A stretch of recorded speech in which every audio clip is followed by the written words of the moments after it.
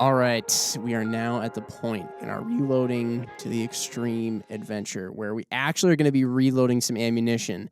Couple little notes here. We're joined, this sound is not brought to you by MC Ryan, and it's not brought to you by me this time either. It's actually brought to you by MC Eric, who's back there right now doing the knobs and stuff. So thanks to MC Eric, and we're in a different location. We haven't actually done a podcast here yet. At the workbench and got our whole setup in front of us. We went through earlier with Mr. Muckenhirn, who's joining Mark and I here, all of the things that are needed to start reloading, the actual physical items. If you haven't heard that yet, go back and check it out. And now we're actually here. We're not using exactly the kit that we mentioned before. We discussed in our sort of mid-tier a Lee kit, but there are other ones out there. This, in this case, is the Hornady Lock and Load, or Locked and Loaded, I believe it is. Lock and Load kit. And we're going to be loading up some 6.5 Creedmoor. Yes. Or Creedmoor, if you're not as fancy. So, and then, if you're not as... the Creedmoor is the French version of the cartridge. Now, this still falls, Jim, under kind of like that intermediate scale. If we're going to go like ultra simple, kind of moderately simple, complex, then kind of we had like the big Mac Daddy of them all. So we're kind of still in that middle ground. Still a single stage press here. We have a couple of other bells and whistles. If you're watching on YouTube right now, you'll see some other things on the table. Actually, not all of them we used. So realistically speaking, if we were using that original Lee kit that we had mentioned, the classic 50th anniversary, I believe it was, or something along those lines. That had everything that you needed in it. Then anyway, so there's some slight differences here, but still, we pretty much did it exactly how we would have explained it on that previous podcast. But like I said, we're going to load up some ammo here. We have Ryan Muckenhirn joining us on the press. And Ryan, what do we have here? Because I know a few of the things, unfortunately, we're not going to be doing semi-live, most notably the actual tumbling process. Right. So the cleaning and the prep of the brass prep is kind of like, I think, the longest requirement of time in this entire process, right? So, and namely cleaning it. So we could do some B-roll footage of the Frankfurt Arsenal stainless steel media tumbler rolling for 2.5 hours if folks want to see that. Maybe not. And so once that's done, ASMR of just a tumbler going for an extended period of time. It looks like a washing machine. It's really cool. So right now we've gotten past that point. I, for the sake of time, have also prepped some cases, and we'll go through resizing, depriming, trimming, chamfering, and deburring here with some of the convenience tools that we got. And then we'll jump into the loading process of actually seating primers, powdering, and then bulleting the cases, which is all going to be in real time and the way it should be. Quick question for you on the tumbling. Now, when we chatted with Ryan Hay and Tony, Paul Skill, and Nick Laufenberg on the last one of the series, they mentioned with a stainless steel tumbler, if you let it go too long, it can actually start to, they mentioned almost like, for like a better term, like trumpet out the top of the neck. Is that something, I'm not using the proper terms. It could. But like a whole bunch of things would have to happen the wrong way to have that happen. And I have not personally experienced that. I don't let them go for a very long time. It does not take a long time at all. In fact, 2.5 hours is probably a really long time. Yeah. And I think if you read the manual in the Frankfurt or in the Thumbler's Tumbler, which is another really common one, most of the run times are in that 1.5 to 2.5 hour depending on the quantity of brass you have, the caliber of brass you have, or style. Cool. I've not experienced that myself. I've been really happy with mine. It's tumbled me a lot of cases. So, Noted. Yeah. Noted. All right. So what do we do? We have all this stuff here. Yeah. I gotta say, I felt good when I was chatting with you about everything that we needed. Mark, we're chatting about all the stuff we needed. And I felt good when Nick and Tony and Ryan were like, yeah, this is what you got to do for testing and all. Now it's all laying out in front of me, and I'm starting to get that uneasy feeling again because it's all very real. It is at this point. It's all real. We're actually going to do this now. What do we do? What do we do, Ryan? So we've assembled. What is required to pull off hand loading, right? We've got a quality press, we've got quality dies, we've got case prep equipment, we've got a fantastic powder measure, we've got a couple of different types of powder. We've got a few loads that we've talked about already, just going with it today, and we're going to bring them to the range and test them. So this is it. This is the amassment of equipment required, components required, and the means to execute. Okay. So yeah, where do you want me to start? What did you do first to this? Is this brass that's sitting in this little red thing, is that already ready to load? Prepped and ready to rock. What did you do to get that there? Do we have one that's unprepped? We do. We've got a variety, yeah. Take 2.5 hours No. So in my hands here, for those of you watching on this camera, I've got a prepped case and an unprepped case. And really the biggest difference is on the exterior dimensions, the prepped case has been run through the sizing die. So it's been reshaped so that it fits the chamber dimensions correctly and accurately. This is a case as it's been fired, taken out, and as you would see it if you picked it up off the range floor. So the primer is still in place versus the primer is knocked out. And you can see there I've gone and cleaned the primer pockets too. So they're good and clean. Yeah. And then the case mouths on this one is prepped. You can see it's got a nice chamfer, a nice bevel. Oh, and it's nice and circular. Yep. And then this one is just as fired. It may be dinged from the ejection of that or striking the ground. Mm-hmm. So in all of this process. What if sorry to interrupt, but sometimes I've seen unprepped cases where they have a little dent in the main body, the bigger, fatter body of the actual case. Is that an issue? It can be depending on it. Like this prepped case has a very small ding in it. And that's pretty aesthetic. I mean, I'm not terribly concerned about it. If, a lot of bench rest shooters and the really anal retentive guys might pull that out and segregate it. A dent like that is cosmetic, in my experience. Mm-hmm. If it's a large dent or if it's into the shoulder process on the case, then it's something I'm like, absolutely not. I discard it. Okay. Because we get into a situation there where is that dent a crease? Does that crease have a crack at the bottom of it?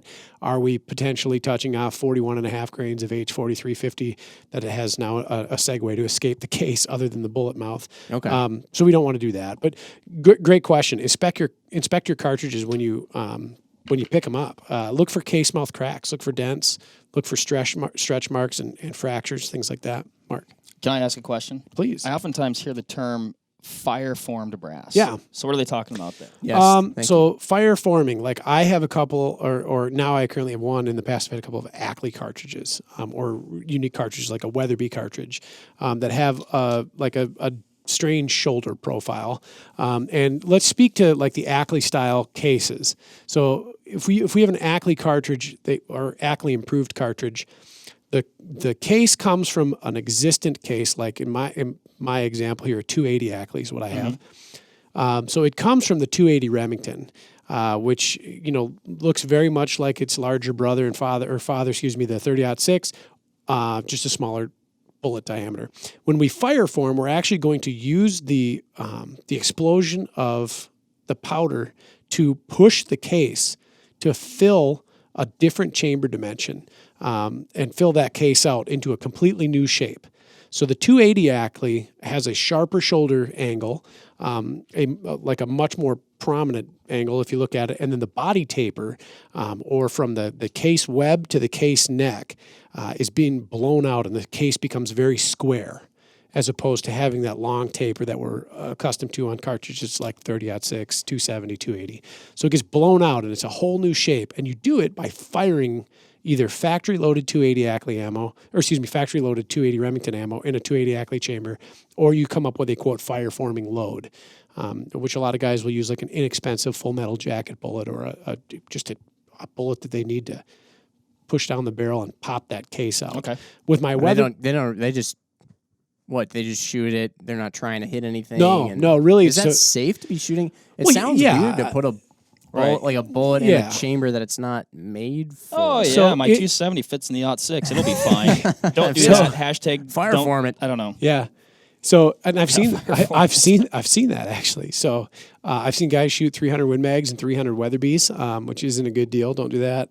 But you're using the explosion of the powder to reshape the case to fit a new chamber dimension, and they have to be very similar. So, like a 280 and a 280 Ackley are very close together. Gotcha. Okay. With my 300 Weatherby, when the cartridge was conceived, it has a radiused shoulder. So when we look at a 6.5 Creedmoor or 308 or a conventional bottlenecked rifle cartridge, we see an angled or a sharp shoulder, very defined and prominent shoulder. There was a 300 Weatherby or any of the Weatherby cartridges, for the most part, will have this radius there. And I like think a Hemi.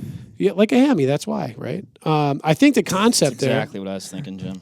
I think the concept there was that they called this a Venturi shoulder, and we're familiar with the Venturi in a carburetor, how it swirls the air-fuel mixture and allows for, a better air-fuel mixture and ultimately better burning. That was the concept behind the Venturi shoulder on the Weatherby, is it would swirl the powder and the burning propellant at that time and have a more even and effective more burn. like powder burning at the same time rather than it like doing kind of this fizzle all the way up or something like that. And whether it works or not is highly debated. I think a lot of people say no, it's with modern propellant technology, probably not. I'll tell you this, it's a monster of a cartridge. I really enjoy it anyways, but I do fire form it. And that's to form that unique shoulder and neck profile to my chamber in my rifle. Okay. Yep. That's a good question, Mark. Okay. Yeah. So back to the case prep here and whatnot. So what would we do to this? Like, do you tumble it before you do this part? Yep. Then? So Yep. this is assuming this has already been tumbled. Yeah. What happens now? So these cases, obviously fired, they still have their primers in them. They've been cleaned and they've been lubricated, and that's a big part, lubrication. You do not want to take a case that has not been unlubed and run it into your die because you run the risk of sticking a case.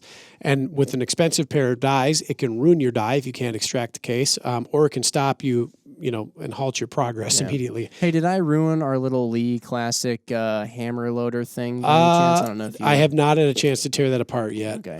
So I'm pretty sure I might have. We'll find out. Anyway, for this exact reason. So don't do what I did. Case lube is important. Couple questions on case lube. Yes.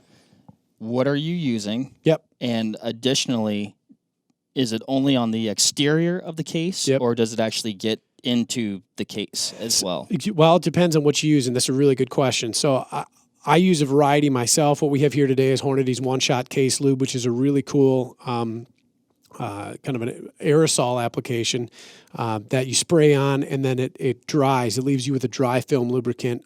The cases are dry to the touch. They feel very slippery, but they're dry. There's no residue. I really like One Shot. At my home, I actually make my own case lubricant out of pure lanolin and 99% isopropyl. Guy makes his own case lube. It's very similar concept. You spray it on. It takes a very, very conservative amount to make it work. After a short while, the isopropyl dries off, and you end up with perfectly lubricated cases. In that application, some may get into the case mouth. It's not going to hurt anything. If you're going to use like a paste or a wax or a liquid case lube, it's better to be conservative than liberal with that application. If you get too much case lube on your cases, when you load them, that liquid has nowhere to go. So it's going to follow the path of hydraulic. least. Exactly. And you get a hydraulic deformation of your case. And so you pull your case out and you're like, what happened? And it'll look like it's been moon cratered. And that's where that goes up in there. Usually happens on the shoulder profile of the case or the body. It'll dent down. You have too much lubricant on that part. And then when it goes up into that die, like that liquid goes into a solid state and punches your case. So I generally like the self-dry or the drying type agents. They do a better job. And if you accidentally, quote unquote, put too much on there, it's not as big a detriment. Cool. But lubricate the case. So I have these dies preset. We've been doing this for a little while here. When you get your reloading press, whatever it is, consult the manual first and foremost. Most of them will tell you about setting up a die on a single stage press.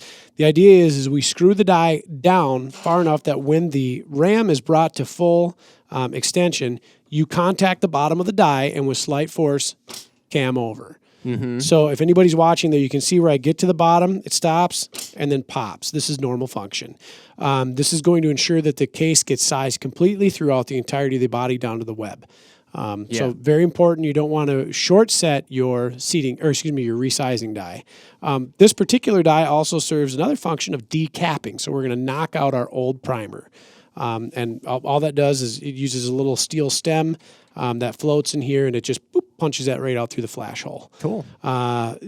not important with 6.5 Creedmoor, but for those of you who might be reloading, say 308 or other various cartridges that may have been used like through military loading, make sure you check your primers.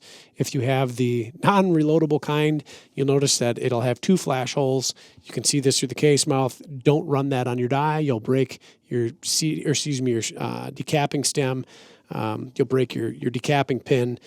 So this conventionally primed case will knock out just fine. Might that be a thing in the future with 6.5 Creedmoor? Now that I doubt it. Most of that stuff's Eastern Bloc, and most of it's now rather antiquated. So we don't see that kind of thing anymore. I was gonna say, is there an advantage to a non-reloadable, or is it just a different way that it's been done? It's infrequent. I almost thought not to mention it, but ultimately somebody's going to run into it for funsies, right? So I have these dies set. I have the appropriate shell holder. That is this device on the reloading press. 99% of single stage presses use a fairly universal shell holder. In fact, I think that's the one from the Lee kit, isn't it? Yeah. So they are specific to the case head and rim diameter. So there's a lot of cartridges that share this case head. So this shell holder would work with 22, 250, 243, 308, 300 Savage, 250 Savage, 06, 270, 280 Ackley, so on and so forth. Anything that has that common case head diameter. So you just put it in there. I have a lubricated case with a primer in it. We run it up into the die. We feel that resistance. Yep, that little primer shot out. Yep. And we pull it down, and now we inspect. And we can see that now the case mouth has been rounded. Yeah. We can see that there's definitely been some movement on the case body of the shoulder, very subtle. The primer pocket is now empty. You can see there's some residue in there from that primer crud. And that's it. So we've got a resized, deprimed case. So now we're back to kind of step one in the loading And you process. would normally do you normally, with a single stage press, I'm imagining that you would probably do this step to a bunch of what am I trying to say? Cases, yep. You do that step a bunch of times and then eventually switch over your die to the next step and then do that step a bunch of times so you're not switching all the time. So with most bottleneck rifle cartridges, you're going to get a 2 die set, maybe a 3 depending on what it is and if it's fancy. With this, we've got the Hornady match grade dies. It's 2 die set, amazing die quality. I'm very happy with it myself. So I would do like 50 or 100 of these in a batch. Cool. And Tony had talked about that too, loading in lots. Yes. Whatever you do, just commit to it, right? And with the brass prep, I mean, you can do quite a bit more of those at a time and be okay with like pulling from that lot. If you do 500, you don't necessarily have to load 500 that you've just resized. Right. So a lot of times I resize a whole bunch of brass if I have the time, and then it's just resized, deprimed brass that I can then prime later and go from there. So let's fast forward a little bit. Let's say we've got a whole bucket of these and they're ready to rock. So they've been resized, they've been deprimed. Now they have to be, I think, what we'll call prepped or trimmed, chamfered, deburred, and the primer pocket cleaned. So there's a whole variety of methods that we can use to trim and chamfer and deburr. We've got manual devices that have hand cranks on them like this Hornady here. There's a variety of power units. There's even some very rudimentary units. In fact, Lee makes a cool one that hooks to the press that you actually use the die port to use. There's even some in that 50th anniversary or whatever. Yep. There's even some that are a simple metal gauge that you put the case in. You make sure that it's in there all the way. You flip it over and you use a file and you draw off the top amount of brass. Very crude, still effective. We're just trimming a case to size. What about this thing though? So this is pretty cool. This is a really neat. Is this what you're going to use for this next step? This is what we're going to use. So again, you want to trim your brass if you're shooting rifle because a lot of times it'll grow when you shoot it. Some doesn't. It's a good thing to check. There's published data on trim to lengths, all over the reloading manuals and the manufacturer's websites and then, of course, the internet. So this, without any further ado, is a really neat trimmer. This is made by a guy named Dale Hegstrom. He owns a company called Little Crow Gunworks. He's out of Spicer, Minnesota. This is called the world's finest trimmer. This is the Rev 2. He makes 2 types, the WFT1 and the WFT2. The WFT2 is my preference because I can actually change the calibers that I'm going to be trimming by simply popping a collet out and readjusting the body of the trimming device to fit the appropriate trim to length. So again, this is already preset for 6.5 Creedmoor. You can see right there on the call it says 6.5 cm. Yeah. It's really simple. He's got a really nice high-speed cutter in there. This is a really neat thing. You just put it in. You're just hand-holding it. Yep, you just hold it in your hand, and you just... On reverse. Or no, that's on, nope, on forward. Regular forward. And it's trimmed. So it seems so... Wait, did it bottom out when it was at the proper... Correct. So that's it. When you put it in, on the neck or on the shoulder. Yep, it trims off of the shoulder. Oh, which is okay. That's what I didn't. I was like, how do you know when to stop? Yep, you can feel it. So you can actually feel it when it does it. You can see it too when you look at a case mouth, and I'll have you guys do it just so you can get a feel for it. When you look at a case mouth when it's untrimmed, usually it's dirty and dull, and then when you see it's trimmed, it's much shiny. It's much more brilliant. So we'll quick resize 2 cases here. Mark, give it a shot. I'm gonna. And we're using the Greenlee drill here. Ryan was explaining to us that Greenlee is a fine drill manufacturer. So this is a power tool. So push it in there. Make sure you hold on to it with your fingers. There you go, and give it a spin. And you'll feel resistance, and then it'll go slack. That was it. Did you get for good measure. Just zip, zip for fun. Is it trimmed? Yeah, I got it like a little burr in there, though. That happens. That's part of the process. That's why we have to deburr. Bingo. Things, right? How satisfying was that? It looked very. It looked satisfying. I'd say very. In terms of case prep, this is phenomenal. For folks listening, there is no better product to do this. There's some power trimmers that are very expensive and bench mounted and super fast, and they actually do the deburr and chamfer process at the same time. But you're going to be spending hundreds of dollars on this. I'll tell you that the WFT2, been a fan. I've got a whole bunch of the originals in various cartridges and calibers. When the advent of the 2 came out, I hopped all over it. I've got collets for all sorts of cartridges. So that was cool. It is. It's a neat product, and you get to use power tools. So now we got a chamfer and deburr. Yeah. Or wait, do we? Yep. Chamfer and deburr. Chamfer, deburr, and primer pocket clean. So let's say we've got a whole box of these done up. Now we've resized them, we've deprimed them, we've trimmed them. The multitude of tools that'll work for this. This is kind of the analog method. It's like a lemon juicer. It's what yes, it does look like a lemon juicer. You get the juicer. You get the deburr. This is how you unlock the power of the fruit juice. None of the unnecessary fiber. Anyway. That's the juice tiger. Right. The simple version of this, a deburring tool, and a lot of these reloading kits actually come with a 2-in-1, which is shown here. It's simple. It's a steel cutter, and all we do is we just kind of work the inside of that case mouth, like so, and then the outside. And you get kind of a feel for it after a while as to what is good and enough. Not quite as satisfying of a sound. Right. But see, like you said, and like with this one, I was like, this feels fail-safe. Can't screw that up. Like, it tells you when to stop. Yep. This little process here, maybe not as much. Like you said, it's kind of by feel. Some of it's pretty hands-on, and yeah, it is a feel thing. But when it's done, like it's unmistakable, right? You see this very nice chamfer on the edge and nice deburr on the interior. You can feel with your fingers. Describe chamfer, or maybe French word to bevel or to edge break. It's French, huh? How come we don't say chamfer or whatever? I don't know. Chamfer. So light pressure, just barely. Oh. Yep, because you'll open the case mouth if you do it too hard. I might have. It may have happened. We've got a whole bunch of them, though. That's okay. Maybe put that in the... Yeah. Okay, yeah, no, I see. You don't need very much pressure. Nope. So brass is very soft. How do you know when to stop? It's really, you're edge breaking it. You're barely touching it. So it's like a zip, and you're done. Wait, oh, really? Yep. So don't use this one, by the way. Okay. Oh, how about that sound? That's good. Right in the mic. When am I done again? About now. And then inspect it. You can see that chamfer. You can see that deburred edge. Oh, sorry, Mark. Here, let me just throw some chamfers and burrs in your face.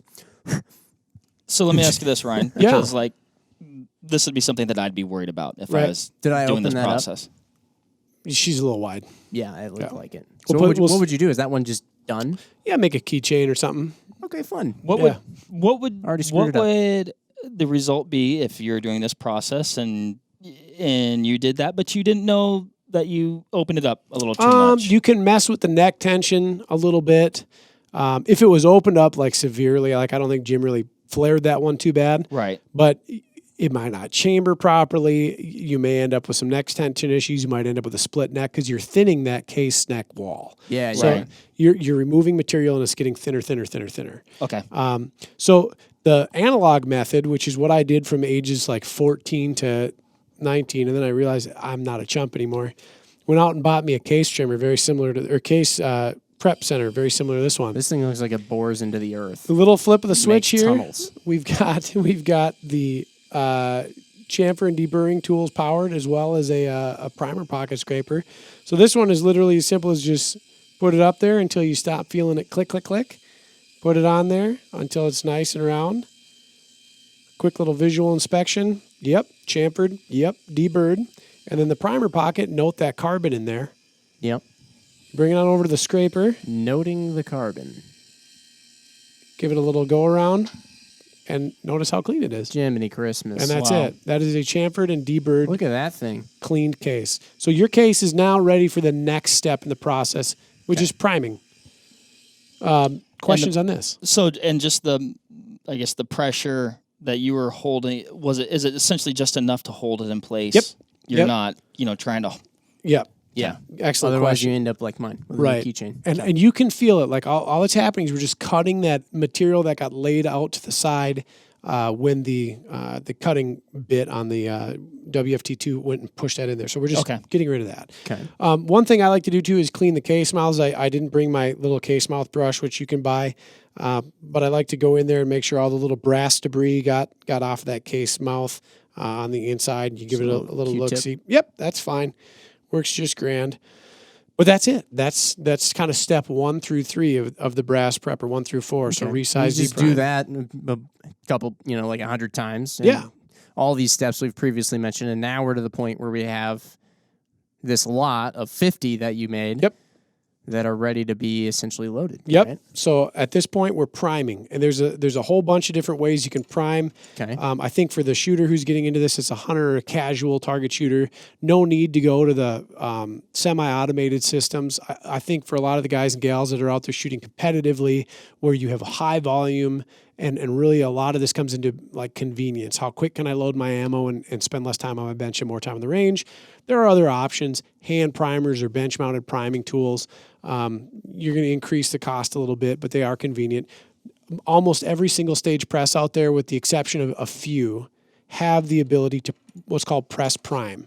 Hornady's is brilliant. It's a simple little dog leg shaped piece of steel here that hooks into a pin that they've pressed into the priming ram. Just sits in there.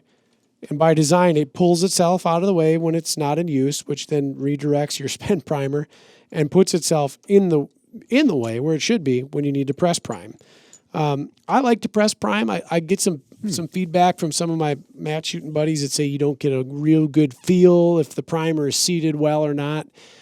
I disagree, but possibly only because I've been press priming my whole life, or my whole reloading life anyway. So I'm very accustomed to it. I can kind of tell when it's in and when it's not, or when it was too deep or when it's too, I don't know. I think press priming's fine for the record. So there's a way you can screw up how much you put in the primer. Yeah, you can damage them, potentially set them off if you slam it. It's not. I don't really think it's a concern personally. I've never detonated a primer, and with a cartridge like a 6.5 Creedmoor, we're not using brass that's had the primer pocket staked or crimped or anything like that. The risk is fairly well mitigated. So talking about primers real quick, there's kind of 2 conventional types, small and large. Small primer pockets can be found in like small cartridges like 221 Fireball, 22 Hornet, 223. 221 Fireball. That sounds like when we got to do a 10-minute talk on. That's a super cool cartridge. That's one of my favorite cartridges, actually. I wanted a 17 rim Fireball for a real long time. Never got one. Right? Not a very popular cartridge, I don't think. No, but regardless, small primer pockets generally reserved for small volume cases like those, or for match cases. So there's a bunch of small pocket 308. They call it 308 Palma. And there's small pocket 6.5 Creedmoor. You can get it from Starline or Lapua. And there's some advantages to it, and there's some disadvantages to it. I guess it really just depends on how picky you want to be. I'll tell you this much: the folks at Hornady load some of the best factory ammo on the market. All their factory loaded ammunition is large primer. Large primer is good enough for me, right? Okay. So that's how this press is set up right now. It's got a large primer arm set in it. A note on primers: there is an up and a down, and you can screw this up. Okay. So if we are looking at the primer from the top here, you see what is called the anvil. It's that little, it almost looks like the biohazard thing. Yeah, it does. That is the part that goes into the case. Yeah, makes sense. Not the part you usually see. Right. When you look at the bottom of a cartridge. Right. It's got red in it. Yep. It must be the explosive, or not the explosive. So I think it's a lacquer or sealant. Oh, okay. Yeah, the explosive, the priming compound itself is just beneath the anvil, and you can see it a little bit there. It almost looks like a yellow. Oh, sure. Yep. Yeah. So that's underneath the anvil and the foil that's in there. The primer cup itself, the part that's struck by the firing pin, looks exactly like it would on your loaded case. If you flip a loaded case over, that's the way you should orient your primers.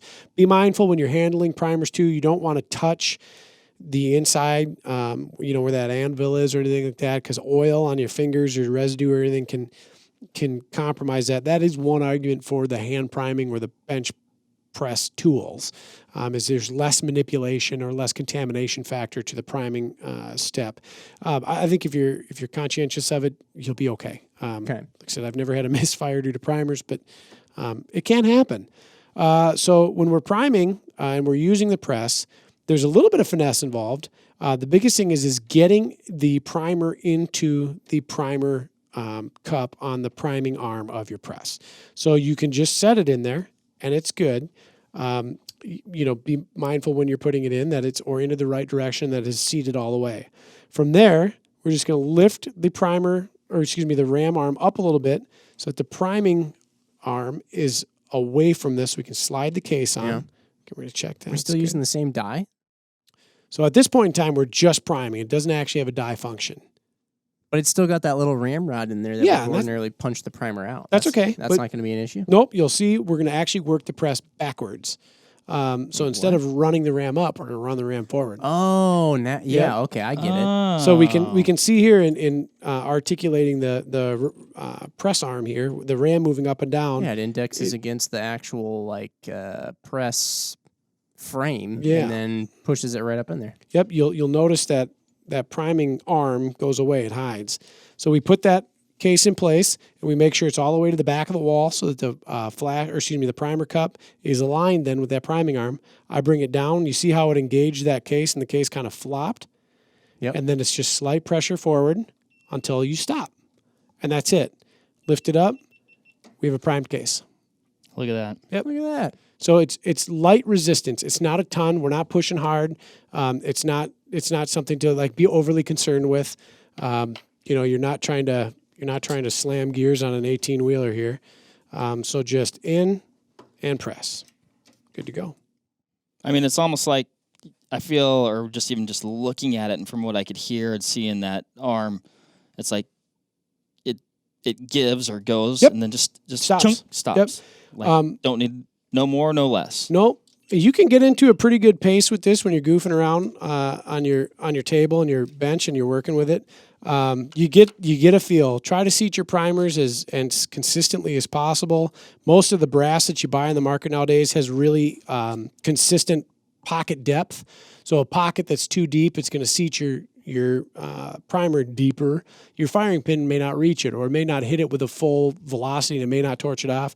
On the adverse side of that, if it's too shallow, then your primer pockets or your primer's proud when you seat it, and you can end up piercing it, which is a catastrophic thing too. Oh, really? Catastrophic if you pierce it? Yeah, you pierce your primer.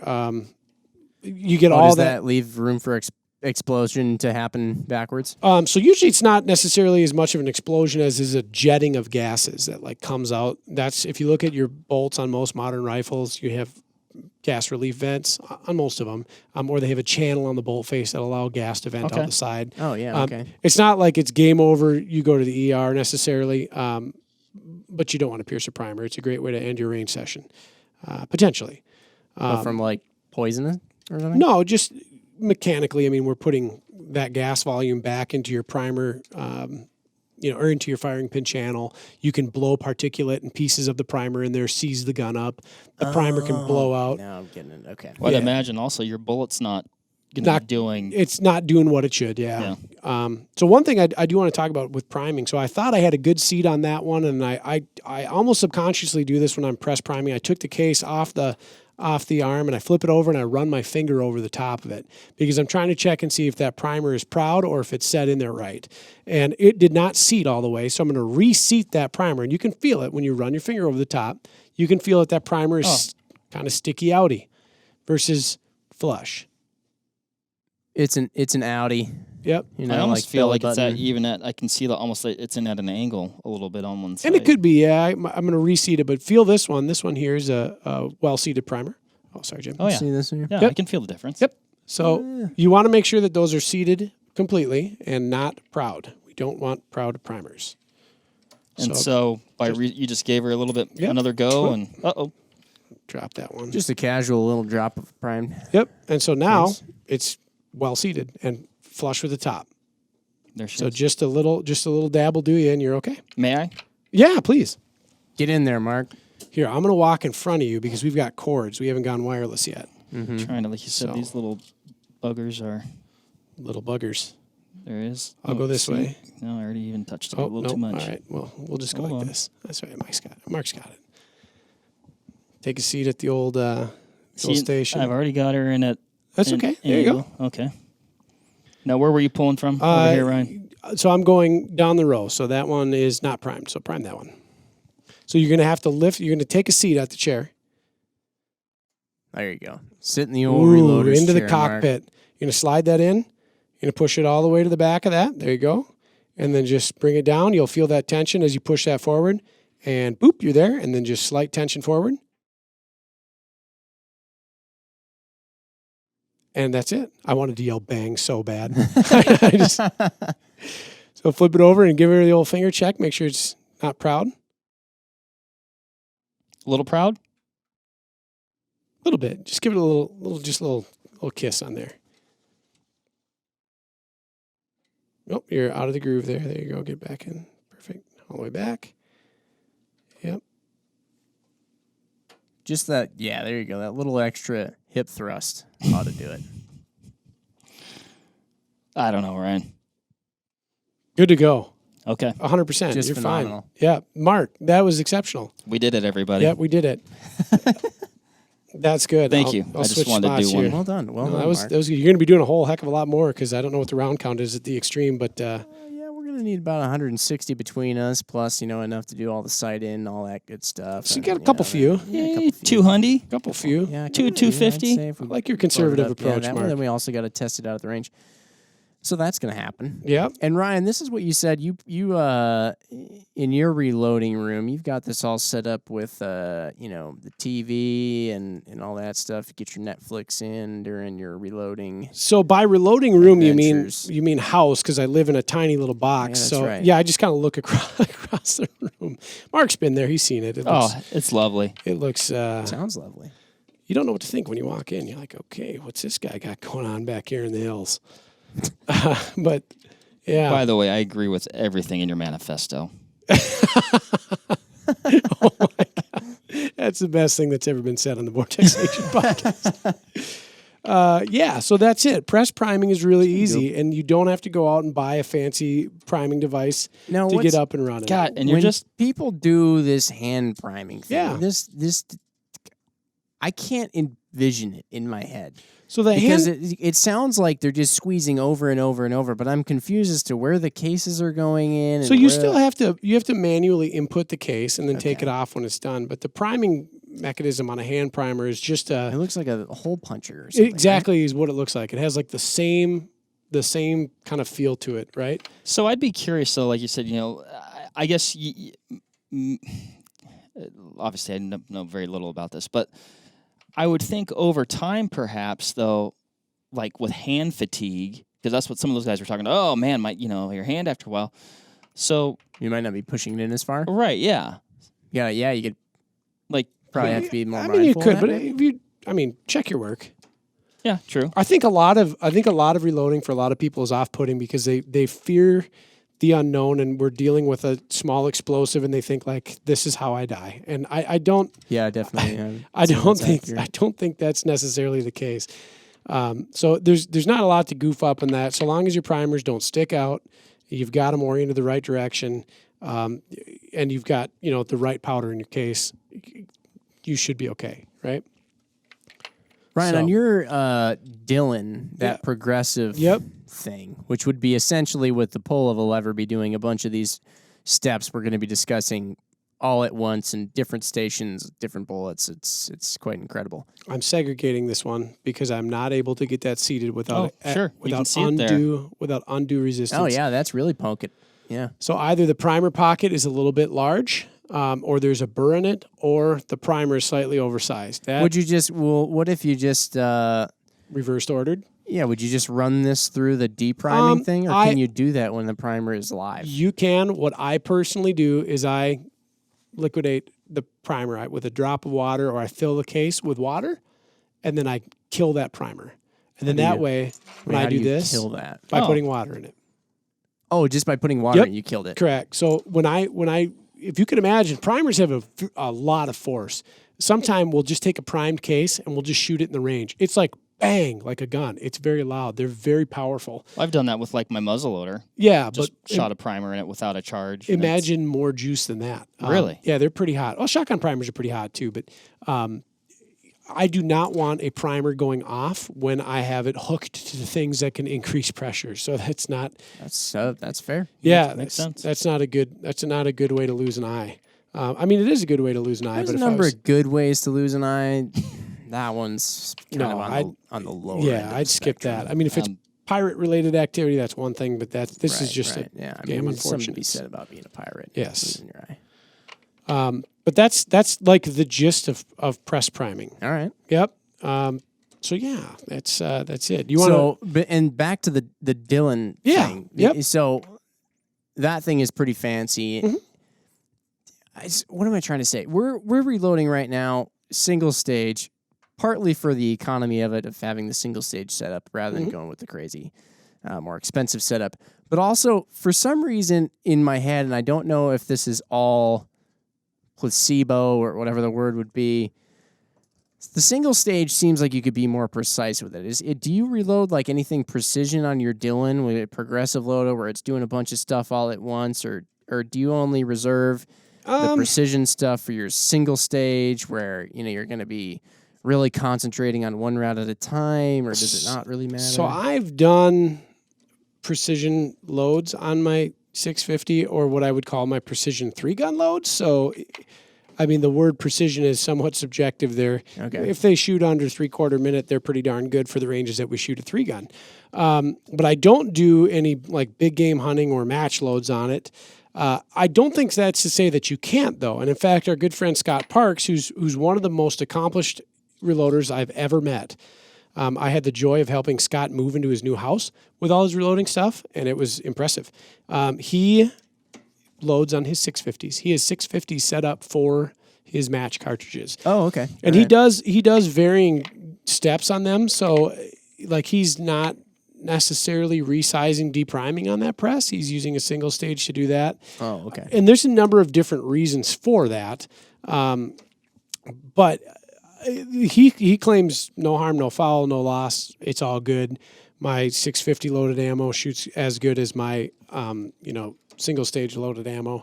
And I've heard that from a number of people. We've got a lot of customers of ours that we chat with on the daily that we, inevitably get into the conversation of reloading, and they mention that, hey, heck, we load on a Dylan 650 as well, and that's no problem, or a 550 or something to that like. I heard that one. Yep. Ryan. Yeah, we just had a retiree. Yep. Oh, this one's really sticking out. This one's sticking out even more than the other one. You can really see that thing. Yeah, that one is. It's a little unusual. I've had that happen so infrequently. And I'm almost wondering if this primer pocket cleaner on this thing might have put a little digger in there. And so there's a burr of brass. When I use a primer pocket cleaner. It's usually my stainless steel media, or it's a brush. So this is not a brush. This is a scraper. And I thought about that when I was putting this all together, and I thought, I don't know, I've never used a scraper. I've only used a brush. Yeah. And I'm wondering if that scraper just moved a little material that snagged that up. When I was watching you put the primer pocket on there, I mean, I could see the case almost reorient. Yeah, like it wasn't like I guess when we were with this, it was very like concentric, like and with it was like there was like a warble to it, I guess, if you will. Yeah. Look, these can't even sit flush on the table. They wobble all around because the primer's sticking out so much. Right. And that could be. So that's one thing to note too. I prefer a brush as opposed to a scraper, but the scraper's what we had in the kit. That's what we're going for. Okay, I gotta say my mind's starting to calm down again a little bit now. Sure. Because at first when I saw all this stuff laying out on the table, I was like, yeah, I don't know, man. And I still, after we get, I assume, Ryan, once we prime all of these, by the way, MC Ryan's back in the house, so MC Eric. Oh. Went back to his desk. You're substitution. Done. Thanks. We'll hit record. We'll record, Ryan. We'll mail you the check. What was I saying? Oh, so I'd imagine once we do this primer section here, Ryan, we'll then be putting powder. We'll be powdering up. Wow. Yep, it's getting real, fellas. That's it. So right now we're at like the warm up stage. You are approaching the starting line. Your vehicle is on. You're all getting an idea too of how long it takes to single stage primer about 50 cartridges. Yep. And it's not. It's priming. What priming? Yeah, priming. Yeah. Okay. It's not that arduous a process. No, it's just. It doesn't take that long. Just be deliberate. Take your time. Just. Right, before we get down, we got 5 of these left. Let me give one of these a shot after Ryan does this guy here. We're gonna flip this over because it's a pain in the butt to reach over him. So this front row. I'll go this way. All right. Okay. We got the cords, the Napoleon Dynamite style cords here. Okay, so we got this little guy here. Little buggers to grab. I go from the side. There we go. Yeah, you got to go. Yeah, that's right. If you go from the top, it seems like they're front row. So lift down a little bit. Slide that in there. Index it all the way. Push down. That's Give her the beans. Bam. That was perfect. That was. And then just do that little touch test. Feels good. Whammy. Well, we might as well. We got 4 left here. All right, so if we pop that in there. Yeah, okay, I can see where some people say this could be therapeutic to just be doing over and over and over. Do you ever find yourself like having to catch yourself going on autopilot a little bit? Like where you're going, and then kind of like, oh, wait a minute, I didn't really. Like, you ever been driving down the road, and I almost even hate to admit this, but you ever been driving down the road and you sort of snap out of it, whatever it is, and you're like, wow, I don't remember actually the last 3 miles. I could have driven right by Godzilla, wouldn't even notice. I do. Sometimes, yeah. Especially when I'm doing large volumes of 9, because that goes so fast. Like it's about 950 rounds an hour. Holy man! So you're getting into the groove of things, and then you're like, oh shoot, did I check for powder on those last ones? Is it right? I think with anything, once you get proficient with something, you get more accustomed to the lackadaisical approach. It's not. I've never, like I said, aside from I had one case failure on a press, and that was due to a long drop. We talked about that drop tube issue that I had. That's the only incident I've ever had. Quite an incident. Could be your only one. It was a doozy. Yeah. I know some guys have done some pretty radical stuff on some of the progressive tube or presses. They'll have like a primer tube.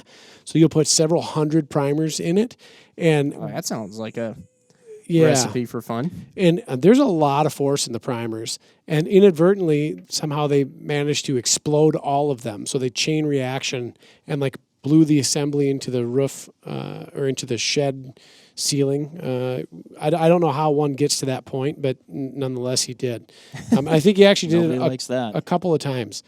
So yeah, aside from a couple that the primer pockets were a little malformed from that scraper. So we got about 48? Yeah, these are ready to be powdered. So the powder is something now. Yeah, the powder. Does that mean we're going to move over to this super sensitive scale? Yeah, this thing is crazy. It's pretty wild. I'm really impressed with it too. I've been a RCBS Charge Master 1500 guy for a long time.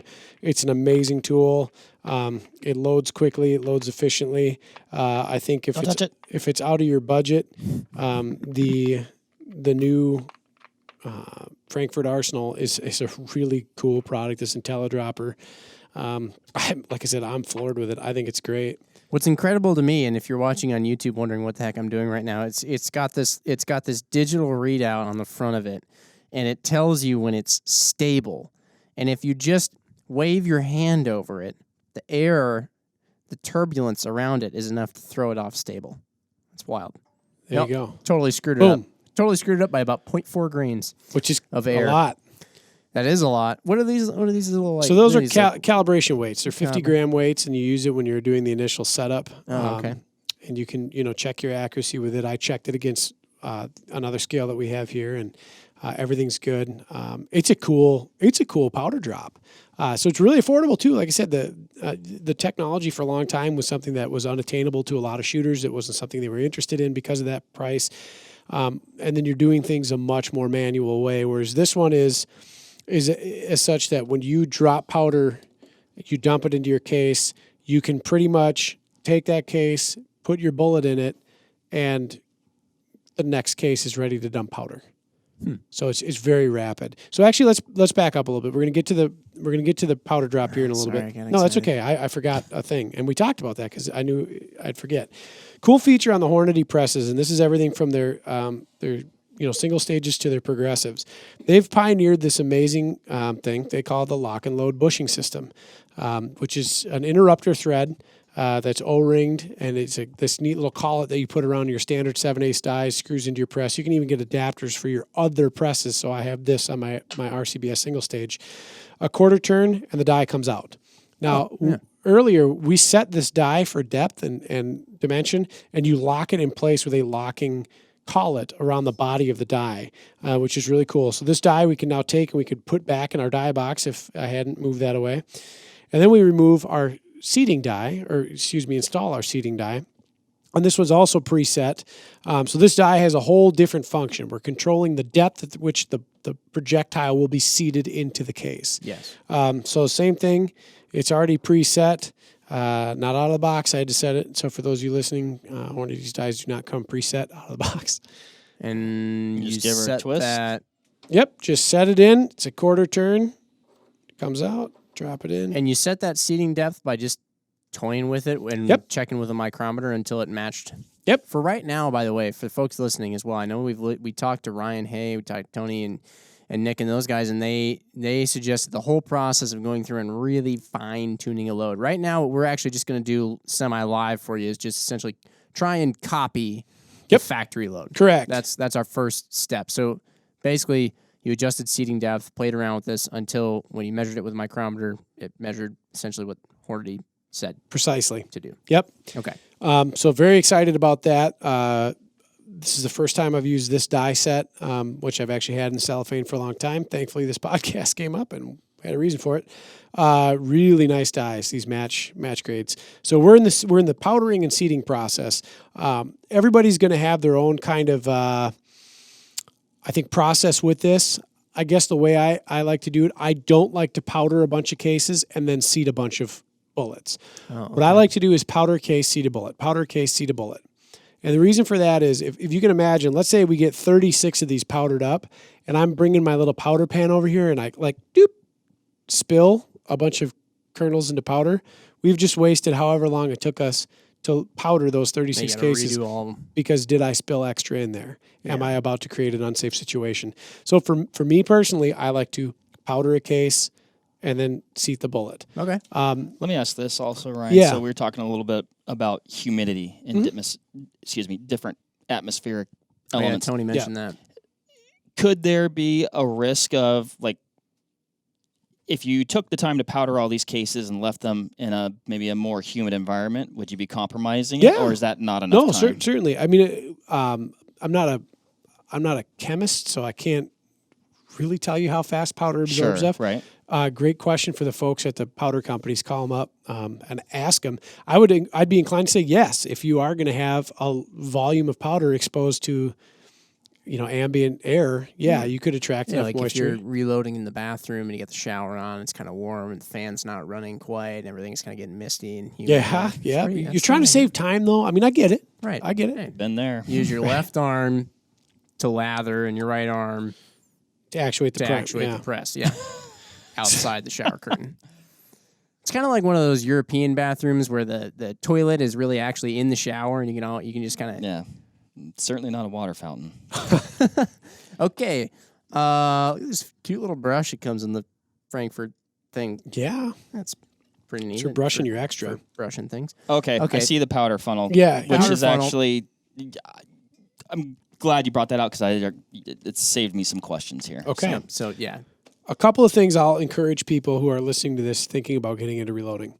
Buy as many cartridge case blocks as you can fit in your cart.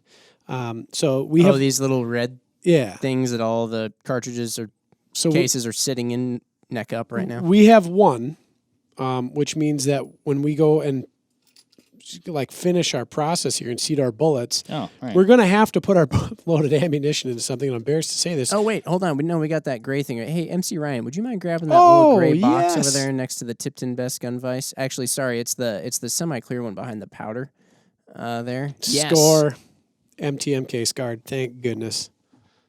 We were thinking a little bit. Thank you so much. This is so have something to put your loaded cases in, so they're not just really around like loose change and in your change cup holder. That's it. So without further ado, let's switch back to the IntelliDropper. Intelligent thing. So we've decided that we're going to load 41.5 grains of IMR's Hodgins H4350, not to be confused with IMR 4350. It's a different powder. H4350, very popular powder with the 6.5 Creedmoor crowd and a lot of those other similar cases. I love this powder. I've loaded a ton of it, especially in cases similar to this. Not the 6.5. This is actually my first time loading 6.5 Creedmoor, believe it or not. Wait, what? Yep, never loaded it. I thought we got like an expert. Smell that. It smells like apples. It does smell just like apples. Yep. You made up for the fact that you've never done I this don't think it before. smells like apples. Oh, well, Mark, I guess you're going to be loading your own ammunition. Yeah, well, you're from Seattle, so your senses are all screwed up from all that rain. Oh, my God. So a couple things if you're using a powder dropper like this, and I've made this mistake probably 50 times, make sure that the powder dump funnel or the little tubey is closed. Because if it's open, you spill powder up. And do not scoop powder off your bench and put it in. That is dead powder. Spray it with a misting bottle and vacuuming it up with your shop vac. It's over. So we're gonna pour this in here. That's your basically ejection port for powder that you haven't used. Correct. Down there. So now, make sure it's closed. How much powder do you just eyeball it? You're like, that's about good for. There's a thing 50. There's a thing to this. I don't just eyeball it. I think that having a little more weight on the powder column above the tube is going to help. Is going to help with metering. I've seen this. I don't know if I've necessarily proved it to myself in the past, but it's happened enough times where if my powder column in my hopper is low, it throws slower. It doesn't meter as nice. That could be dependent on the type of powder. This powder is an extruded powder. You can see it's like a short little section of noodle or rod. Yeah. It meters pretty well. There are powders that meter worse. There are powders that meter better. I think a little bit more weight up there is a good thing. It's going to keep things moving. So with this particular powder measure, your Traeger, you make sure you got enough wood pellets. Exactly, which are an extruded pellet. Same thing. This thing actually is kind of like a little Traeger auger. It makes delicious things. Mm-hmm. Once this is done, so this is the majority of the commercially available digital dispensers on the market. You would select your grain weight. In this one, we're going to go 41.5, and we can see below here the target is 41.5. True. We're stable. We're going to hit play. and it's loading the tube. Okay. And out comes the goodness. It is ejecting powder at this moment in time. It's going a little. Try not to bump anything, right? Right. It's going a little slow right now. I didn't calibrate it for it today. I calibrated it the other day. I actually thought it would have been going a little bit faster, and it might get there. We'll see. So boom, we're at 41.5.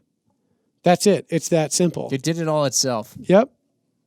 And so I take it and we pour it in the powder funnel. Yep.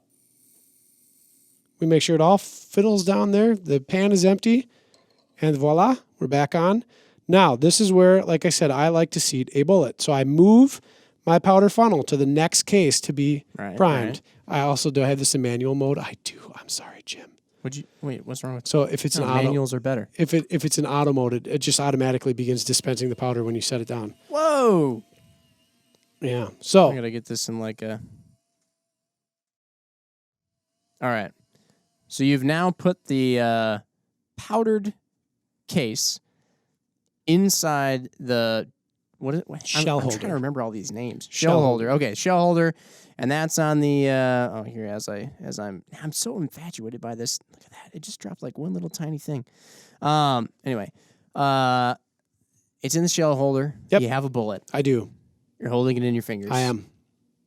Is this actually going to happen right now? This is going to happen. So a couple things. I took the priming arm out before we started this because I don't want to run the risk of somehow touching that primer because now we have... Come in here, boys. Should we get an boys, eye huddle level, up. or is this... we can get an eye level if someone was coming for a we tight forgot shot the here. recommended Ryan Hay safety glasses. Sure. Safety glasses, not a bad idea. Why don't you ask him did he say he uses safety glasses? He said he does. Mark stepped on his own Mark just stepped on his cord. Yeah, see, the cords are really, they haven't been an issue until just now. I got to get this moment. This is like one of the biggest things ever. So we have a powdered case. We have a projectile. Everything is good. Here's what I do. I set the bullet on there. I slowly bring it up. I touch it. I pull it back down and I visually inspect. See how it straightened that out? Wait, yeah. Mm-hmm. Oh, you didn't even do it yet. You nope. Just kinda I just made sure it's centered. And the reason for that is I don't want to just run that thing up there all willy-nilly because you have the potential for causing run out by forcing it in there all funny like. So I'm going to bring it up and here's what I'm going to do. You're going to feel slight resistance. I'm going to go about halfway up. I'm going to pull it down. I'm going to rotate it. I'm going to go back in and I'm going to seat it. And then that's it. So that is a loaded cartridge. Look at that. And now I'm going to get this moment. It is one of the most rewarding things. So what I'm going to do then is I've got a comparator here. This is a device that's used to measure the depth that we've seated to. Now, one thing I'll tell you is this: the comparator is an additional option from Hornady, and there's a couple other companies out there that make them too. And it doesn't measure from the case head to the tip of the projectile because that can have a considerable variance depending on the tip style or like if you're shooting hollow point bullets, depending on if their me-plats have been trimmed. So this actually measures to the ogive of the bullet. So what I did previously when we were off air is I mocked up a round. Okay. And I set it up to Hornady spec. So this is a non-loaded cartridge. And if I measure it, I can see that on our indicator here, we're at 3.295 to the ogive. And if you hang out on our Instagram very often, the main Vortex page, we played Instagram Jeopardy not long ago, and that was a trivia question. What is the ogive being the curved looking section of the front of the bullet before you get to the tip? Yep. Right? So you're measuring off that rather than the polymer tip. Correct. And this one is 3.295. Nice. Presto. One thing I'll tell you, and important about seating depths on primers, if your primer is proud, it's going to throw that measurement off, right? Because your primer is going to interact with your dial caliper. Sure. Oh, yeah. So make sure your primer depth. Another little backup. And that's check. It. That's our loaded cartridge. The case has been set. These dies, the resizing dies, use a special thing called a neck collet that, or actually it's a bushing, that sizes the neck to the appropriate tension.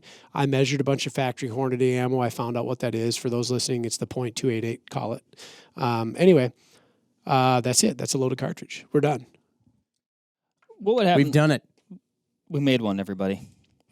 Ryan, what would happen if, let's say you measured that, and you go, oh, she's a little long, And then you realized, oh, it's because my primer is a little proud. At that point in time, I'm done with that case for a while. I pull it. We use an impact bullet puller. I pop the bullet out. I dump the powder, which shouldn't be contaminated. You should be able to salvage it. I kill the primer. I then knock that primer. I let the case dry. I reprime it. I repowder it. I reseat the bullet. Wow. Okay. Yeah. Resize too, excuse me. If you pull a bullet out of a case, that case neck is partially expanded. You've lost neck tension. So don't just pull a bullet and put a bullet. The whole Yep. thing. Yep. You're just about pretty much all over. Correct, yeah. I mean, at that point in time, you're looking at your brasses and your bullet, which is salvaged, is the two most expensive components. Again, your powder should be okay. The primer is 3 cents. Call it a loss. Yeah. It's not worth sticking a bullet in your barrel with a contaminated primer or powder charge. Just, make a new round. It's okay. That's why they make more powder and more bullets. So let's move along. So you guys get the gist of it, right? Do you want to see me do one more? Or you want to jump in? I'm going to jump in. Mark, do it. Okay. So Marco, Mark's going to do this Take thing. the tray. grab it by the little. See how it's got the. Yep. Oh, the handle? It's a little Yep. thing And for try your not fingers. to. Don't bump the stem in which the powder comes out, Like I just did? which you just did. Okay. That's okay. No powder came out, and just slowly dump it in there. Shazam! Okay. It's all good. Carefully seat that back on the old tray there. Well done, Mark. You'd think Mark's in the hurt locker right now. You would think he's defusing a bomb. So you're going to take the funnel and you're going to move it over to the next one. Oh, that's how we keep track of things. Yep. So now we're not going to double charge inadvertently, which you couldn't. You'd spill powder all over. And you're going to boy, she's full. Yeah, you're going to carefully walk behind me not to spill any of that powder. It's funny because it just doesn't look like so incredibly much, but And you're going to slip it into the shell holder. As is, right? As I is. don't have to. Yep. Okay. Okay, You're going to push it grab all the way a back. projectile from the box. One. Now, do we have to be careful about how much we handle this bullet now? Yeah. too, Ryan? Yep. So if you got oil and contaminants in your hand, you get it on the bullet. That can goof with some stuff too. So try to orient it in there as square as possible. Okay. And remember, that first initial thing is just like a touch. I'm just touching it to the seating stem inside of the die. Like I've got it. I feel like that's pretty crooked. Do I need to straighten that out? Nope, you're okay. It'll guide it. The dies are very intelligently designed. So just run it up, and you're gonna feel a slight stop. you can already see it straightening out. Just so saw it right there. did you feel that stop? I mean, I finally felt it hit. Yeah. Look how much straighter it is, Mark. Yep. Okay. So we're good. So Okay. now you're gonna run it up, and like I said, I like to run it halfway. So nice even pressure when you're going up. And what would be halfway? I wasn't paying. So, like, just at what angle does this become halfway? Out here. Okay. Yeah. So you'll feel resistance now. Okay. And bring it down. Okay, and back it out.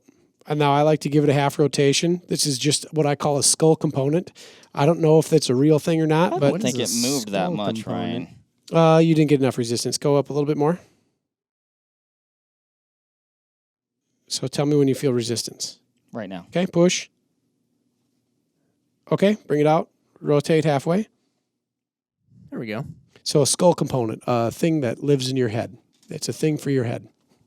And then Ryan. All the way down. Wait, what? And it'll cam over and everything again? Loaded round. Marco. First loaded round. First one. Look There at it that. is. So now we want to check it on the comparator. Yes. World, I would like all of you to note the fact that Mark's first loaded round was, in fact, a 6.5 Creedmoor and not a 300 Wisdom. Not my. It's almost as though we've tricked him into doing it. I'm being held against my will. So For anybody out there who's listening, we're going help to me. run that up. Other direction. I'm also going to state this is the first time Mark has ever run a dial caliper. And it shows. He's doing his best. Okay, now we want to make sure that this is seated square, so you're going to have to manipulate the round. Okay. And we want it to be butted up there square. I don't know why I feel like I need to touch it as little as possible. Okay, Should feel and kind square. of, we're going to do what's called a bounce. I'll show you the bounce here real quick. A bounce. Yep, so we're just going to take it and we're just going to bounce it around. Where are we reading? 3.295. Look at that. Mark loaded Dead on. a perfect 6.5 Creedmoor cartridge. Mark, you done good, man. You done good. Did you want to put your name on it? You may want to mark it for safety reasons. James. All right. Let's get in here. So again, we're going to be careful not to hit the stem that dispenses powder. Perfect. Okay. We're going to dump it into that little doohickey. That's such a satisfying sound. That is a good sound. Set it back on the deal, and then push the play button when ready. Press play.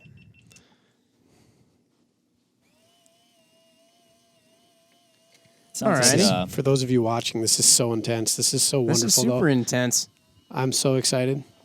Which way For all of you who are considering getting into reloading, I hope perhaps you might be listening to Ryan narrating Mark and I and the fact that we look like we're trying to figure out whether we need to cut the green wire or the red wire. And but I hope that you all have as exciting of an experience as we are having now reloading our first rounds. So now I'm just going down till you touch. Okay, I just touched it. But pull it out. Should be straight in there. Heck yeah. Now bring it back up. All right, bring it back up. I hope you all have this exciting of an experience. Feel that resistance? And resistance, push. Yep. Now take it back down. Give it a little rotation. Again, Ryan's skull component may not be required for success. A little whoopsie-doo and a push down until she cams over. Boom. And we don't want to put a ton of downforce on it. We just want to bring it to the bottom, like that. All right. Ta-da. Now, let's grab this bad boy. So bullet nose gets inserted into the silvery part here. Okay. There we go. Run her on up. Give her a bounce. Make sure it's good and square. I can already see this is a winner chicken dinner here. Now, hold on. Not quite. Well, let's move it around a little bit. Let's see what happens. Yeah, when in doubt. Oh, wait. No, it wasn't square. There we go. Now it's square. But still, look at that. Does that mean I push it in a little bit more? Because I did put more force on it. So we're about a thou off. A thou off. What's that going to mean? Not much. You can give it one more little runny up into the die. Would that mean that I didn't push it down far enough, or that I would doubt that little tiny bit would mean that, but we'll run it up. And again, we don't want to put a ton of downward pressure when we get to the bottom, just where it stops. Okay, let's try it again. That's it. All right. Yep.